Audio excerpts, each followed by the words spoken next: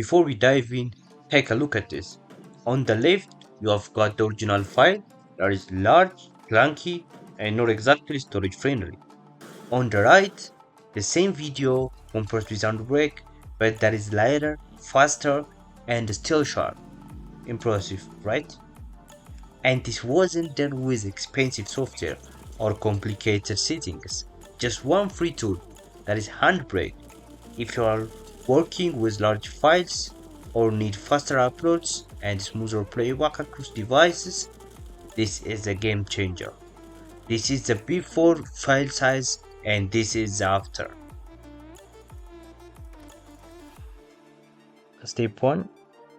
Go to your browser and in the search bar type HandBrake and hit enter. You will see search results like this. Choose the first HandBrake official website and in their download page choose your version. For example, here my is okay. After choosing the file you want based on your Windows version, download it and wait till the download is finished. As you can see now my download is finished. Okay, go to your file explorer and find your downloaded HandBrake exe file. Now follow the installation instruction and install HandBrake. After the installation is completed, open HandBrake app.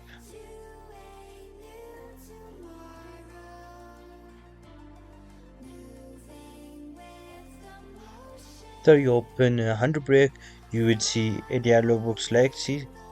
This is HandBrake's graphical user interface. Now choose the file that you want to compress.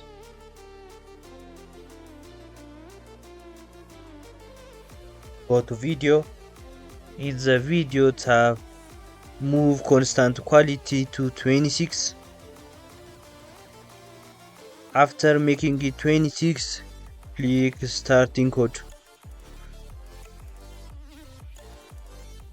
Now wait till your video is compressed.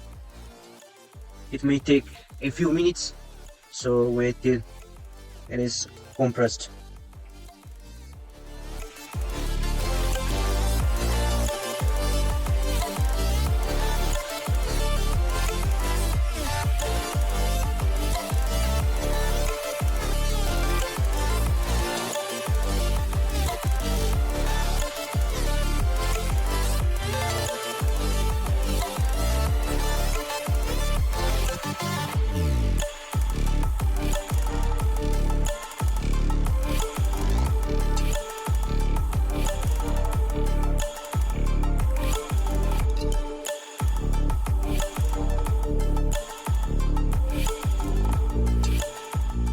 After HandBrake completed compressing the video, go to the video that is compressed and go to its property, then compare its new size to the previous one. And that's it. You have just seen how HandBrake can take relatively hard to manage videos and turn them into streamlined, share-ready files without losing quality. Whether you are preparing for uploads, saving storage, or just organizing your library, this tool makes video compression simple and efficient. If you found this helpful, make sure to give the video a thumbs up and hit the subscribe button so you don't miss out on more tech tips and tutorials like this one. For questions, drop them in the comments. I'm always down to help. Thanks for watching and I'll catch you in the next one. Stay sharp, stay creative, and keep those file sizes low.